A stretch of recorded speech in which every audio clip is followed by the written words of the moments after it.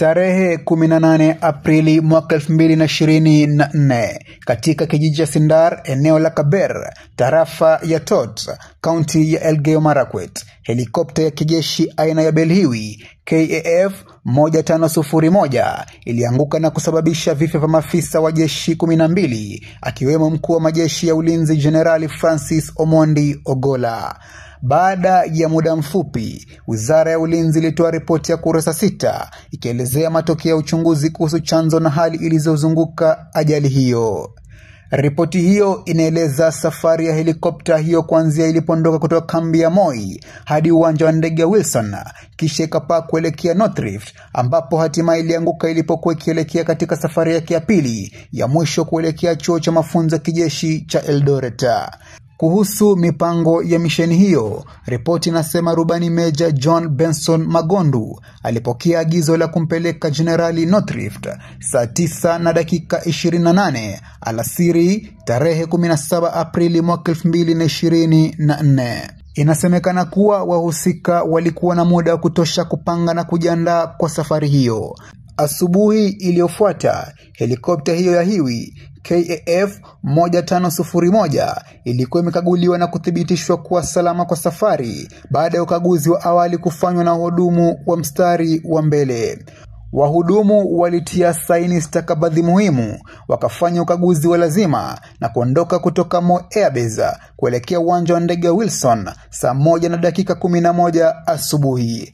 Helikopta hiyo kisha iliondoka Wilson saa 3:15 asubuhi ikiwa na watu 12 ndani, idadi ambayo ilikuwa ndani ya uwezo wa kubeba abiria 13 pamoja na mizigo yao binafsi.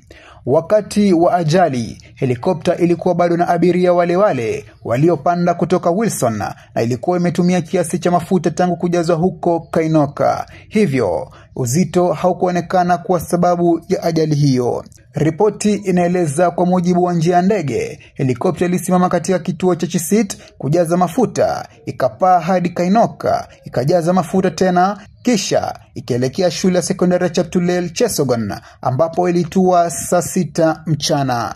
Baada ya kutembelea mradi wa ujenzi shuleni hapo, Jenerali Ogola na wenzake waliondoka kuelekea chuo cha mafunzo cha jeshi huko Eldoret saa 8:22 mchana.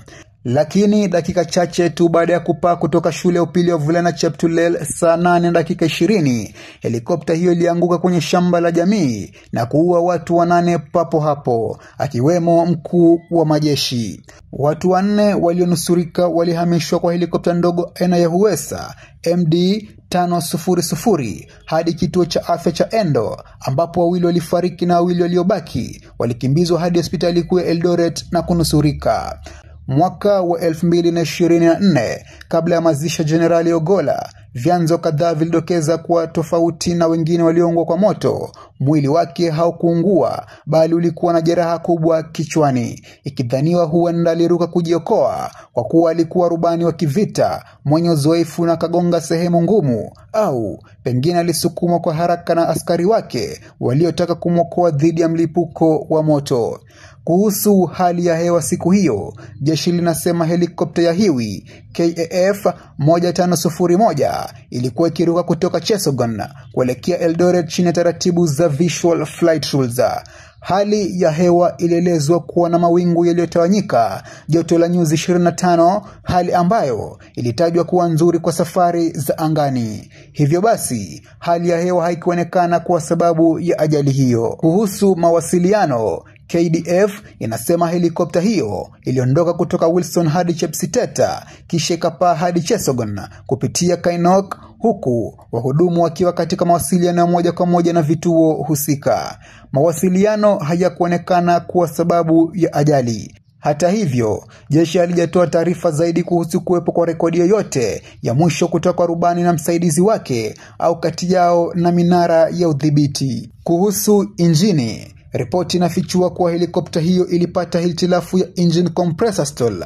Kulingana na ripoti ya mashahidi waliolisikia pigo kubwa eneo la injini pamoja na kipimo cha joto cha gesi kilichoonyesha nyuzi 914, joto la juu kupita kiasi. Ndege hiyo ilipoteza nguvu zote na baada ya hapo kulisikika kengele ya RPM ya chini na mabadiliko ya sauti ya injini. Marubani walijaribu kuidhibiti helikopta kutua katika eneo wazi, lakini walishindwa kudhibiti tena usukani. Ripoti inasema helikopta hiyo iliharibika kabisa kwa kiwango cha 5, uharibifu ambao hauwezi kurekebishika. Serikali kupitia bodi ya uchunguzi ilihitimisha kuwa chanzo cha ajali hiyo ilikuwa hitilafu ya injini. Kulingana na mapendekezo ya bodi hiyo, jeshi la anga la Kenya limefanya maboresho na kupitia upya taratibu zake za usalama ili kuzuia ajali kama hiyo siku zijazo. Jenerali Ogolla alikuwa ziarani kuona wanajeshi waliokuwa wakitekeleza operesheni Maliza Uhalifu katika kaunti za Baringo, Elgeyo Marakwet na Pokot Magharibi, ziara iliyogeuka kuwa ya majonzi na kumgharimu maisha pamoja na wenzake 9. Jenerali Ogolla ataingia katika historia kama mkuu wa majeshi wa kwanza kufariki akiwa bado madarakani. Jenerali aliyekufa akiwa na wanajeshi wake. Kelvin Kalama, Nairobi.